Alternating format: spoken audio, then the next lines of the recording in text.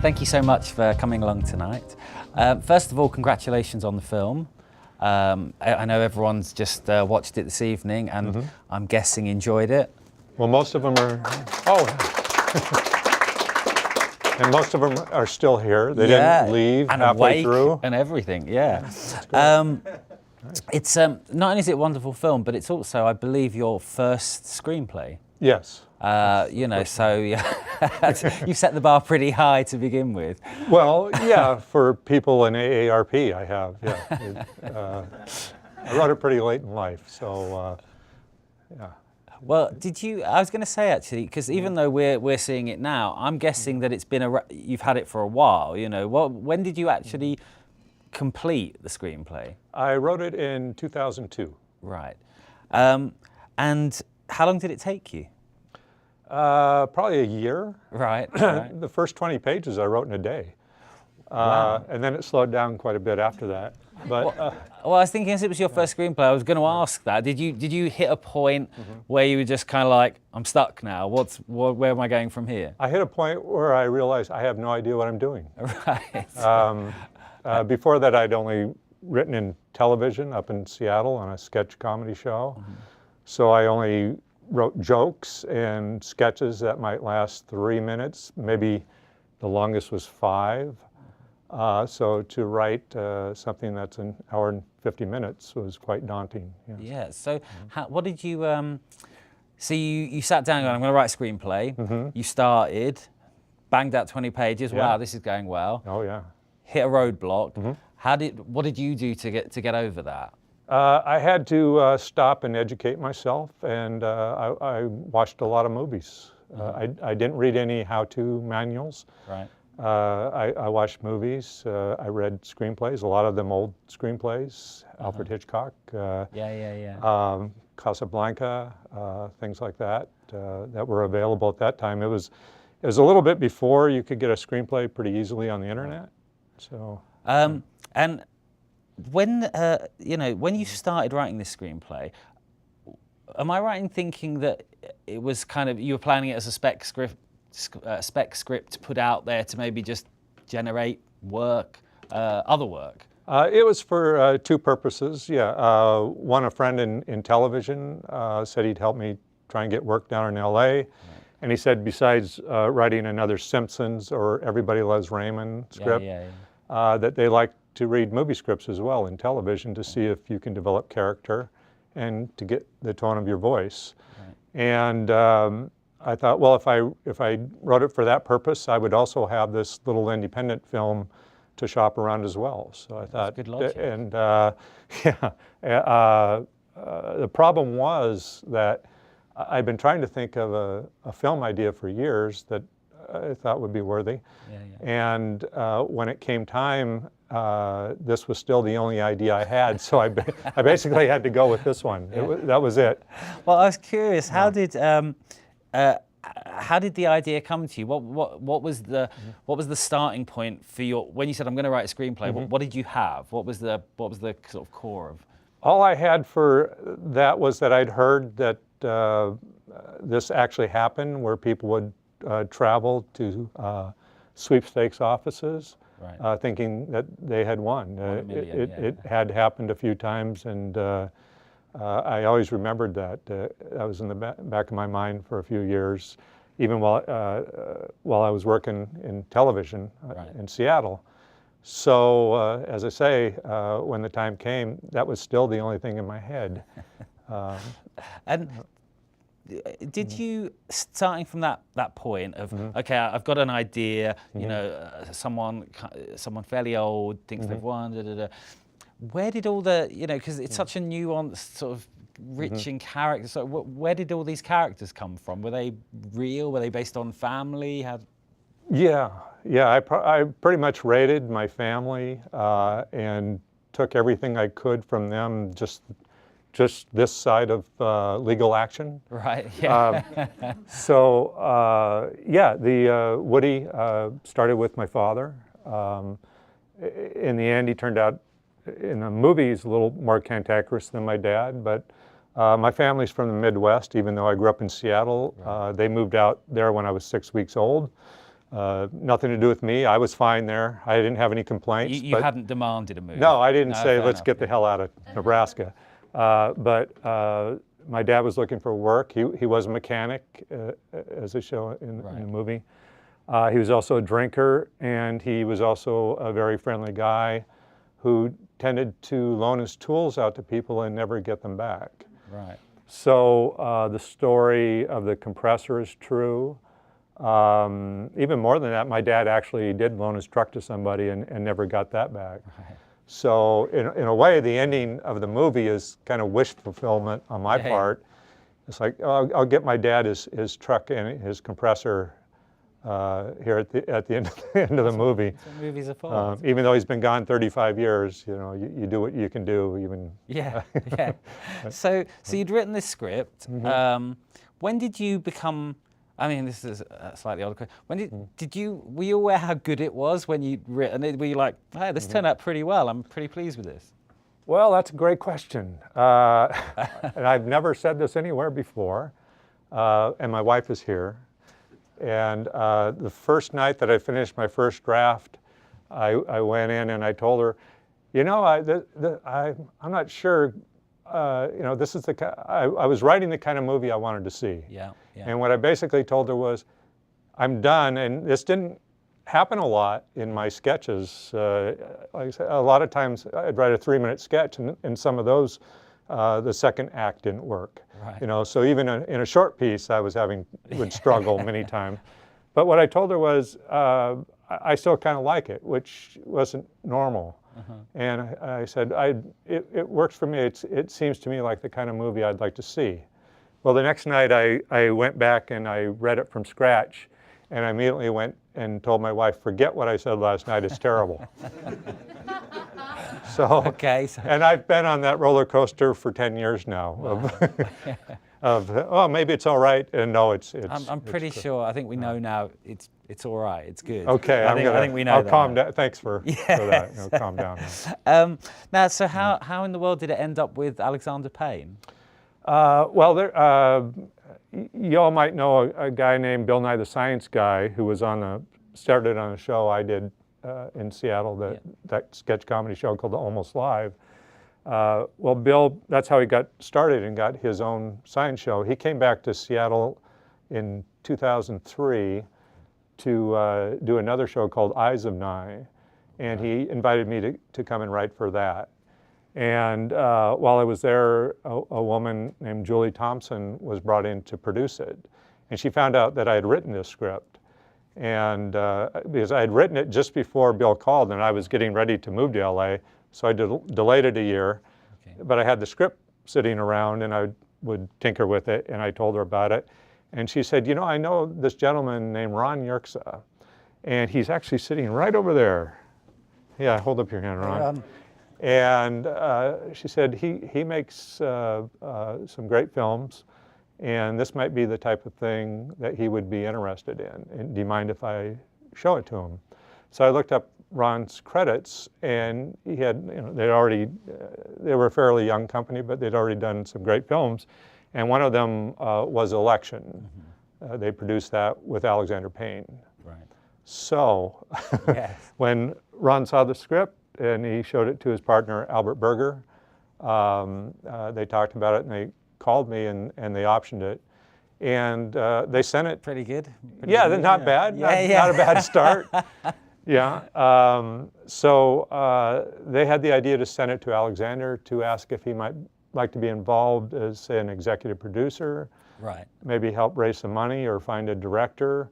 But I don't think their original intent was that he would necessarily direct it. Yeah, no, I'd heard that the guys asked him, do you know anyone who'd be good for this? Yes. Yeah. And he said... He said, me, actually. I'll keep it.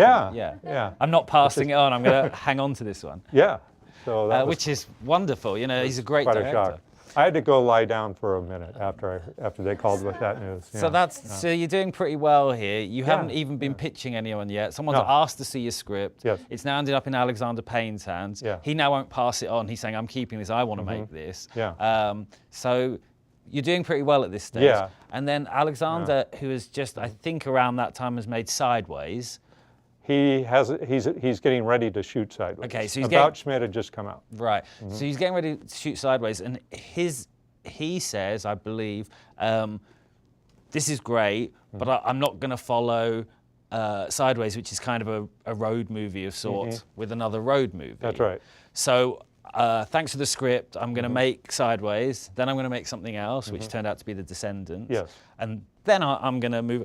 At that point, I was thinking, as a writer, you've gone from Alexander Payne wants to make your movie, this is great, to, but not for a while. There must have been a little bit kind of frustrating.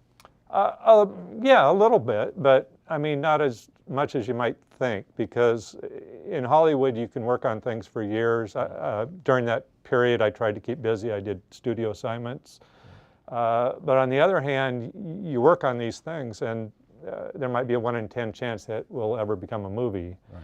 On the other hand, Alexander kept promising during those years that he still intended to make Nebraska. So it's almost like having one on the whole. You're pretty sure that he's going to make it someday. It was nice to have that out there. So not really frustrating, more like a kind of almost nest egg or a pension plan. It's like, I know this is going to come home at some point to roost. This is great. If you told me in 2003 it'll be 2013 before he makes it, it would have. Yeah, but over the years I just got used to the idea. And so after it was optioned and Alexander Payne was involved, did you revisit the script? Were there more rewrites? Particularly now that you kind of had a director attached, and presumably he would have had thoughts and ideas himself on the script. Yes, and he's a writer himself, of course. Yeah. So I did have one rewrite according to contract. So when I first met with Alexander, we sat down and he gave me some notes. And a couple of years after that, I was commissioned to do that rewrite.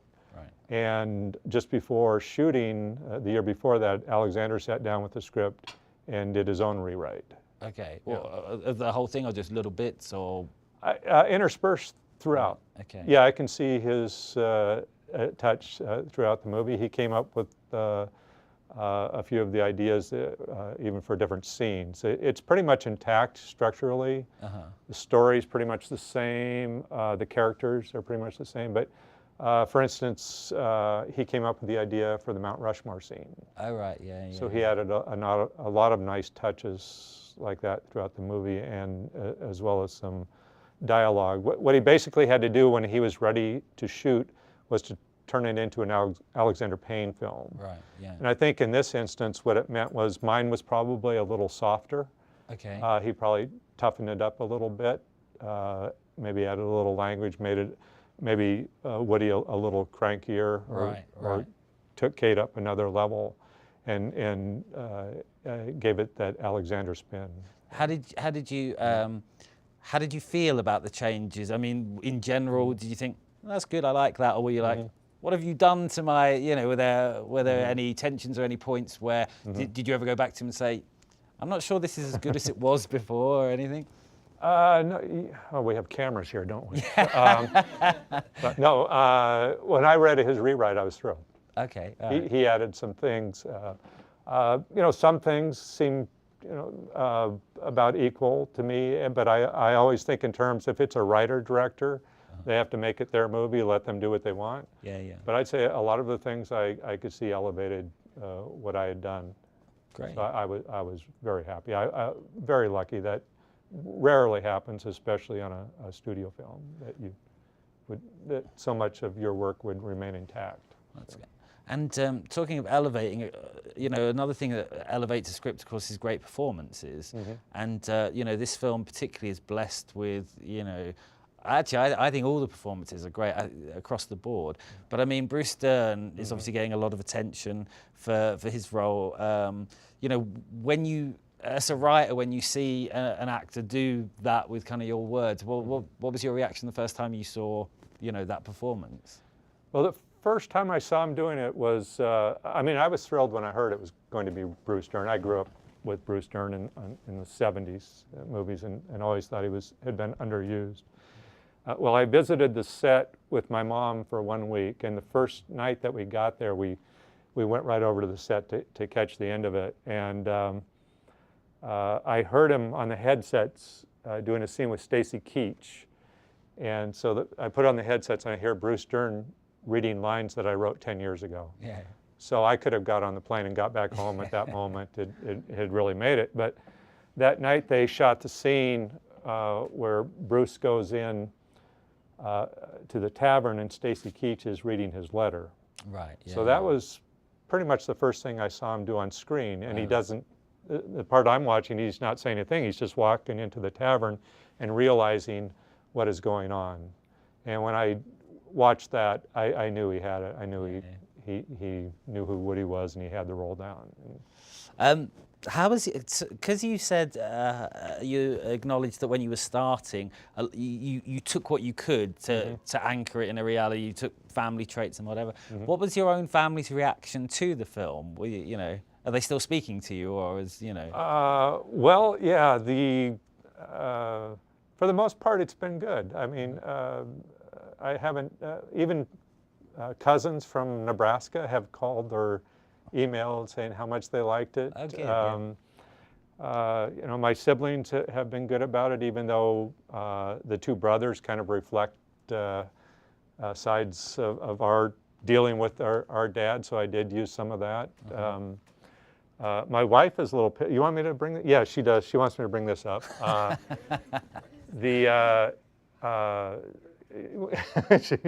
Now she's holding her head now. But the railroad scene where Woody loses his teeth, right? It actually happened too. That's from real life. Oh, wow. And in real life, my wife and I had gone over to see my dad, and he was sitting there, and all of a sudden he said, "Where are my teeth?" Right. And so we were looking around, and we kept questioning him, and he said, "You know, I was at the tavern last night. On the way back, I fell by the railroad track, so maybe I lost them there." So it was actually my wife and I who went with my dad to look for the teeth. And the thing that pisses Valerie off is she's actually the one who found the teeth. Ah. So, well, at least you're getting credit now, I guess. Well, you know. She is now, but when she read the screenplay, she said, "You wrote me out of the screenplay. I was the one who found the teeth." And I said, "Well, you'll just have to write your own screenplay then." Yeah. So. The locations of the film as well as the characters, feel very intrinsic to the story. Now you say that even though you were born in the Midwest, you moved. Yes. So, but you went back to visit family, presumably, so you knew the area. Right. As I was growing up, we would go back there, and I still had relatives on the farm and in the small towns there, so it gave me a background. Okay. My dad, there were 17 siblings in my dad's family. Wow. Probably, I think 6 of them moved out to Washington State, and a couple of them started farms up in Washington. So in a way, part of that's based on them and their farms up there, but I also stayed a lot on the farms in Nebraska. And the uncles that you see in the film are a lot like my own uncles. Right. And as my brother, who when he first saw the film, he called up and he said, that scene where they're watching television, he said, that's not writing, that's just dictation. Yeah. Because that's how they were. So when you were writing the screenplay, you could be relatively specific when you were talking about the locations, and presumably you were. The other thing I think for any writer that is difficult is there's a certain pressure to, particularly in American movies, to keep moving the plot along, keep it. You know, sometimes nuance and character beats can go by the wayside, and I think a writer's always worried that the scene's too long. You know, how did you manage to get what seems to me such a great balance between, you know, the story ticks along nicely, but everything seems to have room to breathe and scenes play out as long as they need to? Did you, when you were writing it, did you feel any nervousness about that? How did you do that? Again, I just wrote the kind of movie I wanted to see, and you're right. There is a lot of pressure to make sure that each scene leads to the next scene in modern screenwriting.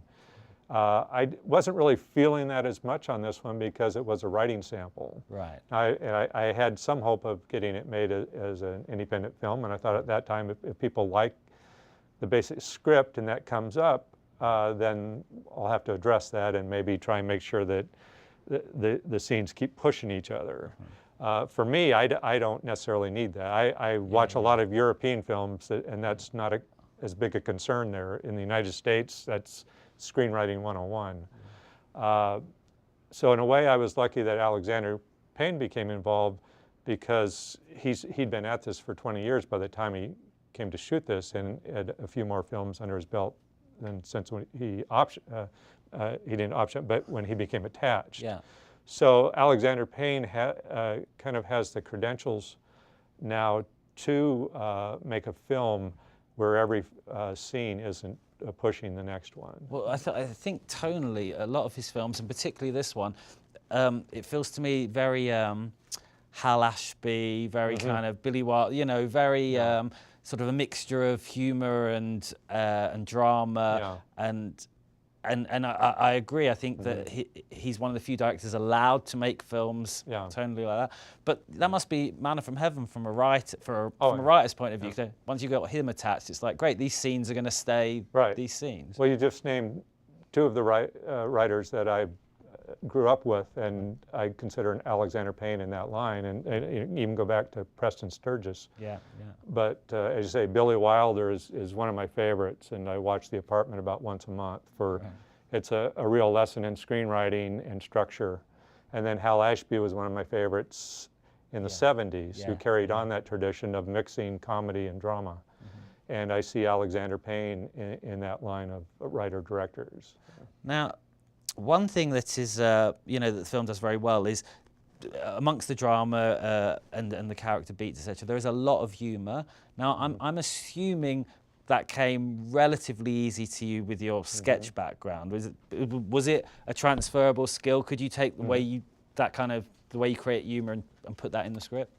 Yeah, in fact, I was a little afraid of it using too much humor as a crutch, because that's all I knew, that's all I'd written. But I always wanted to write something that crossed over and then had dramatic elements to it. So a lot of the comedic scenes in the movie were the ones that I thought of first. Right. The air compressor scene actually came very early in the process. And then I kind of had to backtrack in my early sketching out of the screenplay. Kate did not make it past those early scenes. She was only in Act 1. Right. And then when I thought of trying to do some comedy, and I thought of the air compressor, I thought, I'd like to have Kate there, and I'd like to have Ross there. I'd like to have all four of them involved in this caper. And then working backwards, it also gave me some thoughts of how Ross and Kate could also work into the drama. So we could also have Kate doing that scene where she tells off the family. Yeah, that's a great scene. Oh, thank you. Yeah. Which it was just totally off the track I was going on, but talking of great scenes with her, and I don't know if this was based on a real life relative or not, but the scene where she's in the cemetery and basically shows the guy what he missed. I mean, was that based on a real person? It was. I'm not gonna look at my wife again here, but one of her relatives. Oh, I did look. Oh, she's smiling. That's a good sign. He's in trouble, isn't he? But it's again, like with Woody, it's taking the kernel and taking it to a different level. And the things she says in the cemetery scene, a lot of them are true. So for me, it's a strange scene, and the way Alexander shot it, I really liked. It hadn't really been in my mind how much he would focus on Woody, where Kate is saying all of these things and maybe getting a laugh, and you see Woody, and before that he'd said, I don't want to go to Hawthorne, and one of the reasons is he doesn't want to relive these thoughts. So, you know, my dad did sleep in a bed with a brother who died, and he lost a sister. So for me, it's a very weird scene to watch because these are real family things. And she's telling the story, and they are actually very serious with this, but the way she's saying them are comedic. But then Alexander kept cutting to Bruce Dern's face. Well, it's something he does. Counterpart that. He does that a lot in the movie, and I was wondering how much of that was in the script. There's a lot of times where it's the audience, there's something going on, but the camera kind of drifts off to Bruce, and then we're just watching kind of an unspoken history playing out on his face, and Well, I could picture that, but I kept my screenplay very spare, and the instructions. So a lot of that came from Alexander.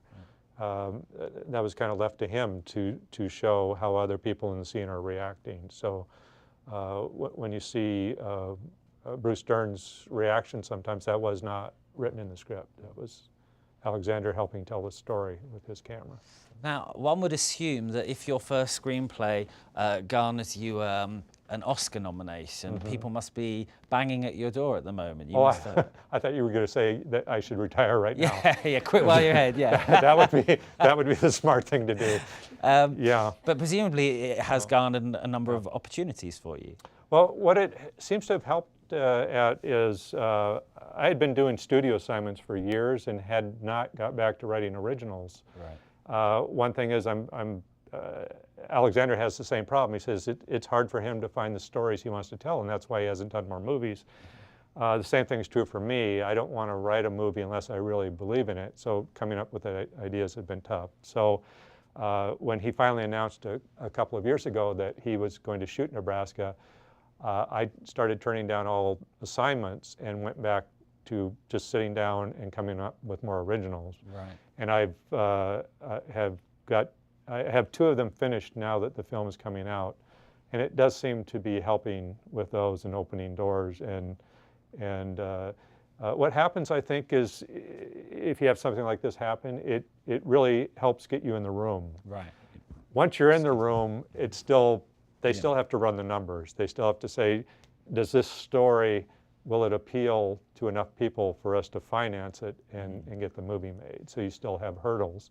But definitely, I think it helps getting to talk to people. So. Now, am I right in thinking one of the cast on Almost Live, the show the Seattle show you were talking about, was Joel McHale? Yes.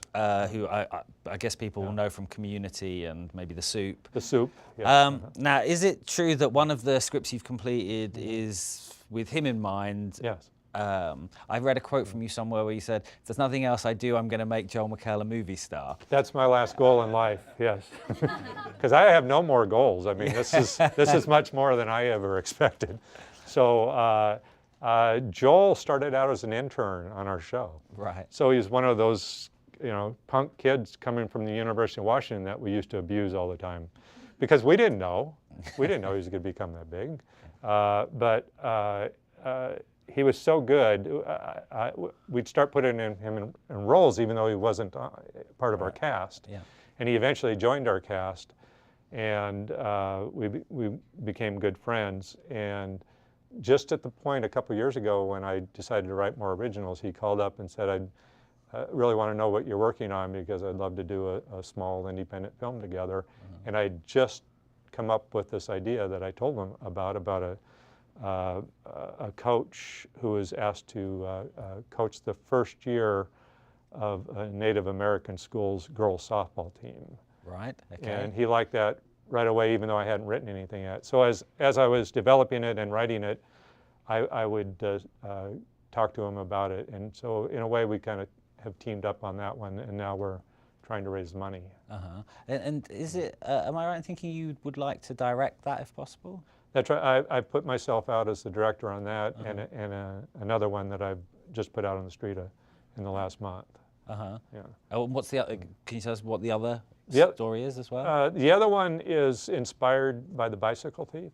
Oh yeah. So it's another father-son story. Okay. But in this case, the father is more middle-aged, and the kid's around 8 to 10 years old. The original is not particularly comedic. No. So. Yeah. You've taken an Italian neo-realist classic and you broadened it out a bit. Yes. The tone is quite a bit like Nebraska. Right, okay. Yeah, a little humor and drama mixed together, yeah.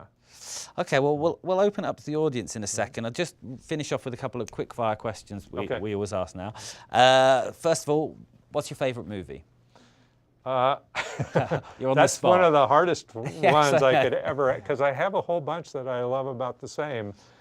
If I had to name one, it would probably be because it's what started me on the road to loving literature and movies, because it happened at the same time, and it was To Kill a Mockingbird. Oh, yes. And if you ask most 57-year-olds, we almost all have that same story. We read the book, and then the movie came out when I was, about 6 or 7 years old. Yeah, yeah. And before that, it was Lassie and cartoons. Yeah. And all of a sudden, you're watching this movie that's dealing with adults, Yeah. and it's also that where you're realizing that adults don't have it together as much as you thought you did when you were 5, Yeah. and you thought they knew everything, and all of a sudden you're 6 and you realize they're crazy, Yeah. and they have problems.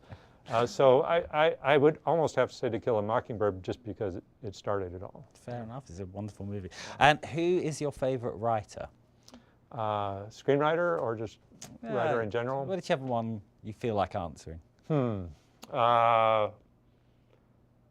Screenwriter, I'd probably say Billy Wilder. Okay. I just think he did what I'd hoped to do, which is to write stories about real people that combine comedy and drama.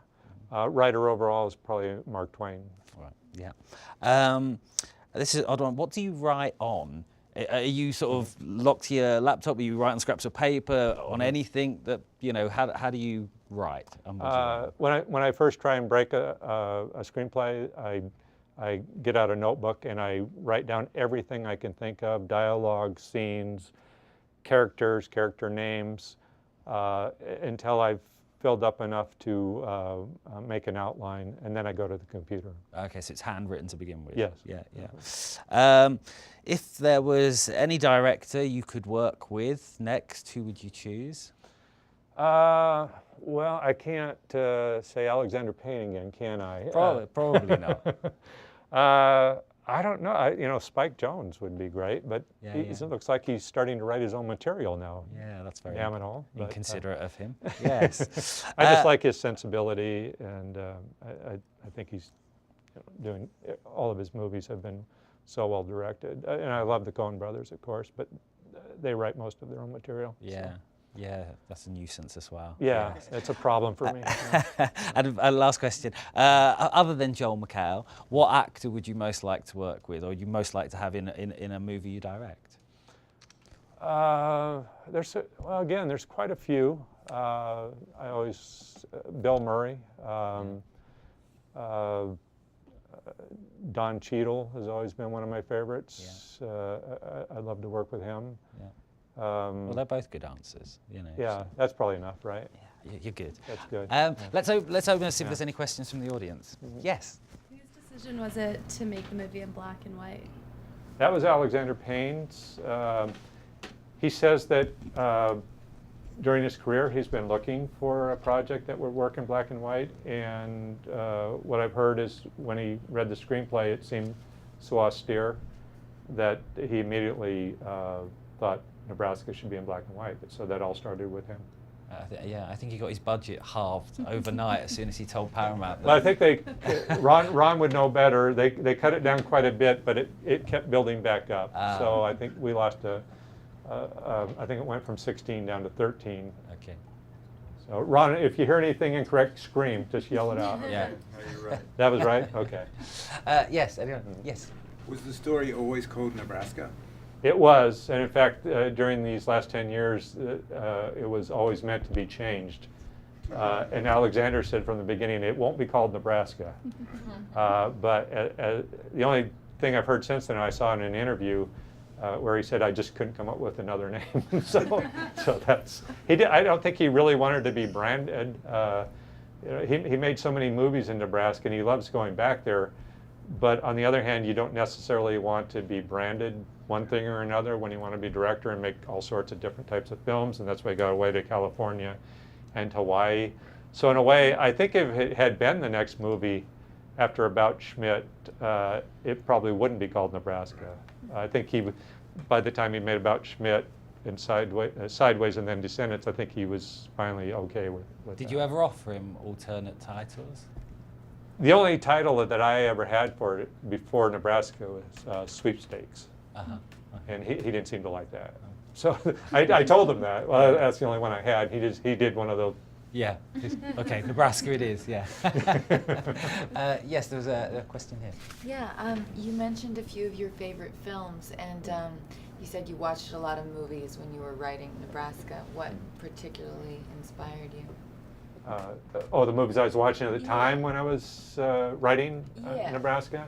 Well, I was watching a lot of the crossover ones that had there was Election had come out, the Coen brothers in the 90s, all of those movies that seem to have split the difference between independent movies and what are considered studio movies now.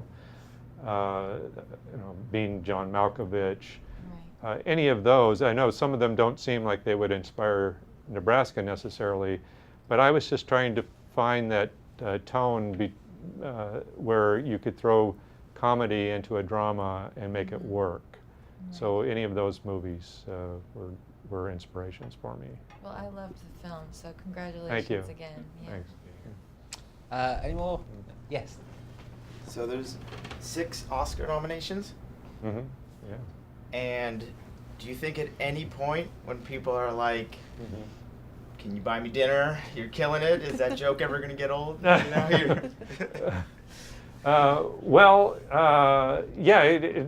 especially when it was announced, it was a bit overwhelming. Yeah, I heard from a lot of people I haven't heard from in a long time. Yeah, emails and phone calls, and but what's funny, a lot of them offering to take me out to dinner, so that was nice. Sure. That's Yeah. awesome. I've got 2 very different questions. Try to make them as brief as possible. One, does Kate bear a resemblance to your mother? No, not at all. In fact, when you were mentioning the earlier, since Woody is based on my dad, my mom has said that you have to, every interview you do, make sure to tell them that Kate is not based on me. I'm glad I helped you out. Yeah, on this one. so I would have been in big trouble. But no, she doesn't even bear resemblance to the relative that she's based on. Not all. Not skirt up. Okay, good. Yeah. Well, that's a funny scene, because in that scene I had pictured Kate just kind of lifting her dress. But she bought it. Yeah, she went for the whole thing, which is. And secondarily, for your background as a writer, we've gone back as far as sketch comedy writer.